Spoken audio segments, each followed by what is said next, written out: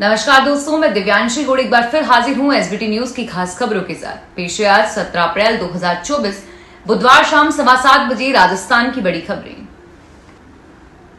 आज पूरे देश में रामनवमी का उत्सव पूरे उत्साह के साथ मनाया जा रहा है। अयोध्या में रामलला की प्राण प्रतिष्ठा के बाद पहली बार रामनवमी मनाई जा रही है। इस अवसर पर रामलला के मस्तक को सूर्य किरणों से प्रकाशित किया गया।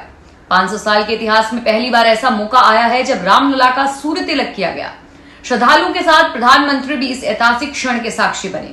उन्होंने असम दौरे के दौरान हवाई जहाज में बैठे बैठे सूर्य तिलक का लाइव प्रसारण देखा और इसकी एक तस्वीर भी साझा की। इसमें देखा जा सकता है कि कैसे वे अपना जूता उतारकर कुर्सी पर बैठे हुए हैं। उनके हाथ में टैबलेट है जिसके जरिए वे सीधा प्रसारण देख रहे हैं। राजस्थान की भरतपुर लोकसभा सीट पर जीत हार में निर्णायक भूमिका निभाने वाले जाट समुदाय के लोगों से राजस्थान के मुख्यमंत्री भजनलाल शर्मा ने सकारात्मक बातचीत की और इससे जाट समुदाय के लोगों ने लोकसभा चुनाव में सीएम का हाथ मजबूत करने की बात कही है। जाट महासभा के जिला अध्यक्ष ने भी बयान दिया और कहा कि सीएम से बातचीत के बाद आरक्षण को लेकर जाट समुदाय की नाराजगी दूर हो गई है। जाट समाज के जिला अध्यक्ष के बयान के बाद यह माना जा सकता है कि सीएम जाटों को मनाने में कामयाब हो गए हैं। जैसलमेर में पूर्व सीएम अशोक गहलोत ने आज चुनावी सभा को संबोधित किया। चुनावी सभा में सीएम गहलोत बोले कि निर्मला सीतारमण के पति खुद कह रहे हैं कि इलेक्ट्रॉनिक बॉन्ड का घोटाला इस दुनिया का सबसे बड़ा घोटाला है। गहलोत ने कहा कि बीजेपी वॉशिंग मशीन हो गई है जो कांग्रेसियों को भ्रष्टाचार बताकर ईडी सीबीआई का डर बताती है और इसीलिए ये नारे भी दे रहे हैं कि आगे चुनाव भी नहीं होंगे, मगर ये तो मान के बैठे हैं कि हम ही जीतेंगे। चुनावों में हमारे खाते ही बंद कर दिए हैं। बाड़मेर रोड पर आयोजित हुई सभा में हरीश चौधरी और कांग्रेस के लोकसभा उम्मीदवार उमेदाराम बेनीवाल भी मौजूद रहे। लोकसभा चुनाव के पहले चरण की 12 सीटों पर प्रचार का आज आखिरी दिन है। 19 अप्रैल शुक्रवार को श्रीगंगानगर, बीकानेर, सीकर, झुंझुनू, जयपुर ग्रामीण, भरतपुर, दौसा और धौलपुर पर मतदान होना है। बुधवार शाम 5 बजे प्रचार थम जाएगा और डोर टू डोर जनसंपर्क शुरू होगा। चुनाव प्रचार के आखिरी दिन भाजपा कांग्रेस के सभी प्रत्याशियों ने पूरी ताकत झोंक दी है। कांग्रेस नेता सचिन पायलट धौलपुर में जनसभा को संबोधित किया और वहीं पूर्व सीएम अशोक गहलोत जैसलमेर पहुंचे और बसपा सुप्रीमो मायावती भी आज अलवर से जनसभा को संबोधित करेंगी। भाजपा कांग्रेस ने भी अपने अपने नेताओं को टास्क देकर फील्ड में उतारा है। राजस्थान के सीकर जिले में एक सड़क हादसे में 7 लोगों के जिंदा जलने के बाद अब परिवहन विभाग अलर्ट पर है। इस भीषण हादसे के बाद अब परिवहन विभाग ने कमर्शियल वाहनों की फिटनेस को लेकर चेतावनी जारी की है। अब राजस्थान में पंजीकृत नंबर वाले सभी वाहनों को अपने वाहनों में अग्निशामक यंत्र रखना आवश्यक होगा, अन्यथा वाहन को फिटनेस प्रमाण पत्र जारी नहीं किया जाएगा और जुर्माना भी लगाया जाएगा। किसान नेता नवदीप सिंह जलबेड़ा समेत 3 किसानों की जेल से रिहाई की मांग को लेकर पंजाब हरियाणा की बॉर्डर पर आंदोलन कर रहे किसानों ने शंभू रेलवे स्टेशन पर रेलवे ट्रैक जाम कर दिया और इससे वहां पर धक्का मुक्की का माहौल बन गया। किसानों ने बैरिकेडिंग तोड़ दी और ट्रैक पर बैठ गए। किसानों ने अंबाला लुधियाना रेल मार्ग बंद कर दिया और इससे अंबाला कैंट से निकलने वाली 36 ट्रेनें प्रभावित हुई हैं। 11 ट्रेनें रद्द करनी पड़ी और इससे यात्रियों को भारी दिक्कत का सामना करना पड़ा। जम्मू तवी अमृतसर जाने वाली ट्रेनों के रूट भी डायवर्ट किए गए हैं। प्रदर्शनकारी किसानों का कहना है कि जब तक हमारे साथियों को रिहा नहीं किया जाता, हम शंभू बॉर्डर पर डटे रहेंगे। अगर फिर भी रिहाई ना हुई तो हम अन्य स्थानों पर भी ट्रेनें रोकेंगे। चुनाव प्रचार के आखिरी दिन प्रत्याशियों ने प्रचार में पूरा दमखम झोंक दिया है। जयपुर ग्रामीण से प्रत्याशी राव राजेंद्र सिंह ने चुनाव प्रचार के आखिरी दिन जोटवाड़ा क्षेत्र में रोड शो निकाला। उनके रोड शो में कैबिनेट मंत्री कर्नल राज्यवर्धन सिंह राठौड़ भी मौजूद रहे और झोटवाड़ा विधानसभा से पूर्व विधायक राजपाल सिंह शेखावत भी रोड शो में शामिल हुए। और वहीं दूसरी ओर जयपुर ग्रामीण से कांग्रेस प्रत्याशी अनिल चोपड़ा ने भी विधानसभा में रोड शो निकाला। उन्होंने कहा कि जयपुर ग्रामीण की जनता अब क्षेत्र में परिवर्तन चाहती है। बीकानेर में बाहरी वाहनों के फर्जी फिटनेस सर्टिफिकेट बनाने के मामले सामने आए हैं। परिवहन विभाग ने 4 फिटनेस सेंटर संचालकों के खिलाफ कूट रचित सर्टिफिकेट बनाने और सरकारी खजाने को नुकसान पहुंचाने का मामला दर्ज किया है। बीचवाल पुलिस के अनुसार परिवहन विभाग ने रिपोर्ट दी है कि प्रादेशिक परिवहन अधिकारी के अधीन बड़ी संख्या में लोगों को फिटनेस सेंटर संचालित करने का काम दिया गया है और ये लोग एजेंट के रूप में काम करते हैं। इन्हीं लोगों को वाहनों का टैक्स इत्यादि भी चेक करना होता है। इन फिटनेस सेंटर्स पर फर्जी टैक्स सर्टिफिकेट लगाया जा रहा है।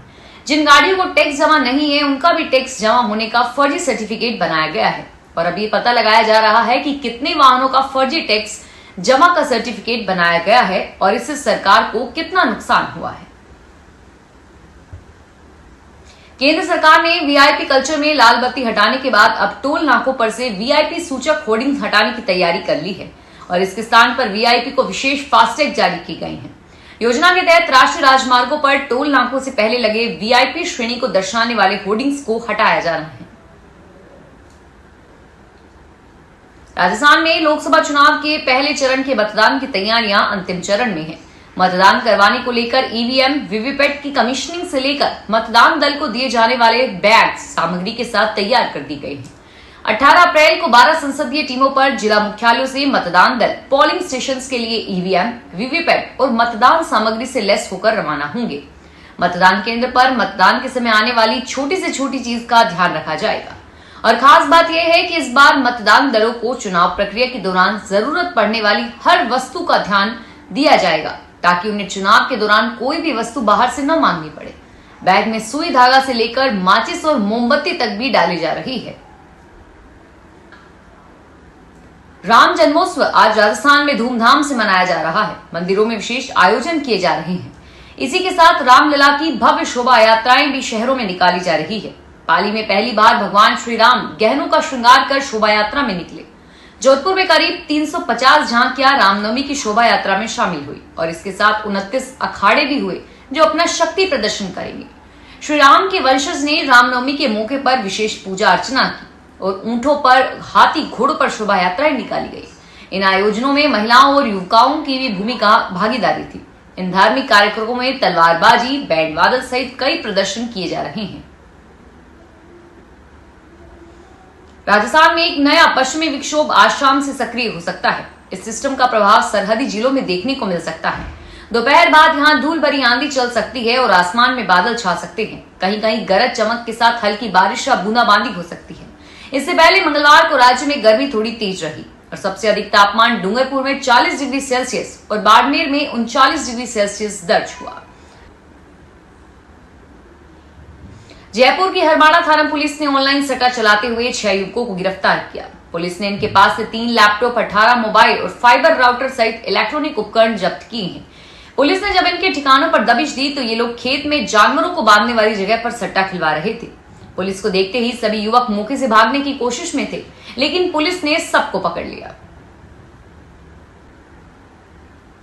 बाड़मेर में भगवान श्री राम के जन्मोत्सव पर बुधवार को घोड़ों, रथों पर शोभा यात्रा निकाली गई। केसरिया साफा पहने युवक युवतियां इसमें शामिल हुए और वहीं दुर्गा वाहिनी द्वारा तलवारबाजी का प्रदर्शन किया गया। शोभा यात्रा में एक ही नारा, एक ही नाम, जय श्री राम की गूंज लगी।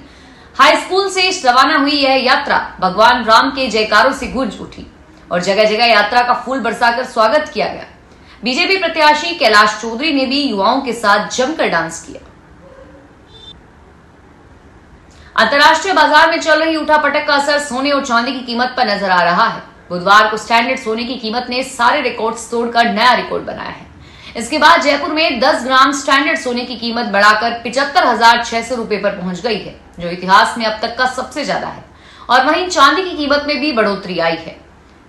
चांदी की कीमत बढ़कर 85,000 रुपए पर पहुंच गई है। और वहीं इजराइल युद्ध की वजह से अगले कुछ दिनों में सोने और चांदी के भाव में और अधिक बढ़ोतरी होने की संभावना है। फिलहाल इस बुलेटिन में इतना ही और फिर हाजिर होंगे तमाम बड़ी खबरों के साथ।